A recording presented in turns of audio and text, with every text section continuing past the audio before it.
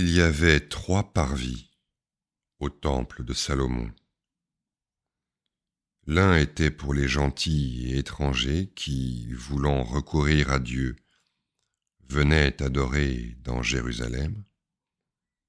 Le second était pour les Israélites, hommes et femmes, car la séparation des femmes ne fut pas faite par Salomon. Le troisième était pour les prêtres et pour l'ordre lévitique. Et enfin, outre tout cela, il y avait le sanctuaire, ou maison sacrée, en laquelle le seul grand prêtre avait accès une fois l'an. Notre raison, ou pour mieux dire notre âme, en tant qu'elle est raisonnable, est le vrai temple du grand Dieu, lequel y réside plus particulièrement. Je te cherchais, dit saint Augustin, hors de moi, et je ne te trouvais point, parce que tu étais en moi. En ce temple mystique, il y a aussi 3 parvis, qui sont 3 différents degrés de raison. Au premier, nous discourons selon l'expérience des sens. Au second, nous discourons selon les sciences humaines. Au troisième, nous discourons selon la foi. Et enfin, outre cela, il y a une certaine éminence et suprême pointe de la raison et faculté spirituelle, qui n'est point conduite par la lumière du discours ni de la raison, mais par une simple vue de l'entendement et un simple sentiment de la volonté, par lesquels l'esprit acquiesce et se soumet à la vérité et à la volonté de Dieu. Or, cette extrémité et cime de notre âme, cette pointe suprême de notre esprit, est clairement bien représentée par le sanctuaire ou maison sacrée. Car au sanctuaire, il n'y avait point de fenêtre pour l'éclairer. En ce degré de l'esprit, il n'y a point de discours qui illumine. Au sanctuaire, toute la lumière entrait par la porte.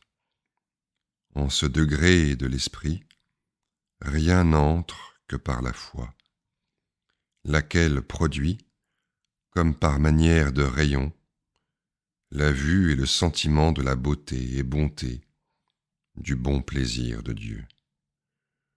Nul n'entrait dans le sanctuaire que le grand prêtre. En cette pointe de l'âme, le discours n'a point d'accès, mais seulement le grand, universel et souverain sentiment que la volonté divine doit être souverainement aimée, approuvée et embrassée, non seulement en particulier pour quelque chose, mais en général pour toute chose. Et non seulement en général pour toute chose, mais en particulier pour chaque chose. Le grand prêtre, entrant dans le sanctuaire, obscurcissait encore la lumière qui entrait par la porte, jetant force parfums dans son encensoir, la fumée desquels rebouchait les rayons de la clarté que l'ouverture de la porte rendait. Et toute la vue qui se fait en la suprême pointe de l'âme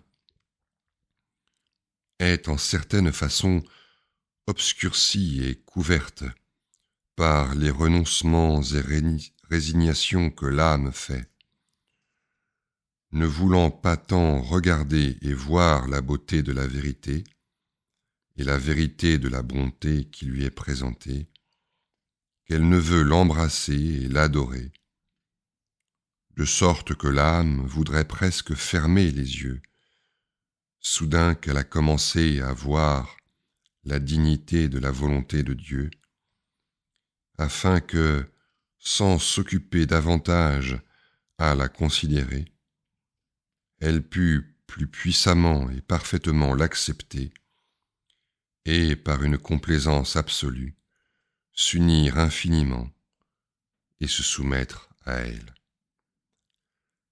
Enfin, au sanctuaire était l'arche d'alliance, et en elle, ou au moins joignant elle, étaient les tables de la loi, la manne dans une cruche d'or, et la verge d'Aaron, qui fleurit et fructifia en une nuit.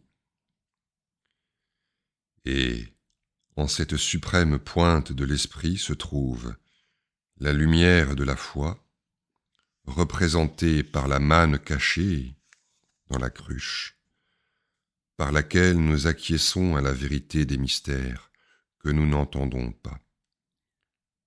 L'utilité de l'espérance, représentée par la verge fleurie et féconde d'Aaron, par laquelle nous acquiesçons aux promesses des biens que nous ne voyons point. La suavité de la très sainte charité, représentée dans les commandements de Dieu, qu'elle comprend, par laquelle nous acquiesçons à l'union de notre esprit avec celui de Dieu, laquelle nous ne sentons presque pas. Car, encore que la foi, l'espérance et la charité répandent leur divin mouvement presque en toutes les facultés de l'âme, tant raisonnables que sensitives, les réduisant et assujettissant saintement sous leur juste autorité, cependant, leur spéciale demeure, leur vrai et naturel séjour est en cette suprême pointe de l'âme, de laquelle, comme d'une heureuse source d'eau vive, elle s'épanche, par divers surjoncs et ruisseaux, sur les facultés inférieures. Saint François de Sales, traité de l'amour de Dieu.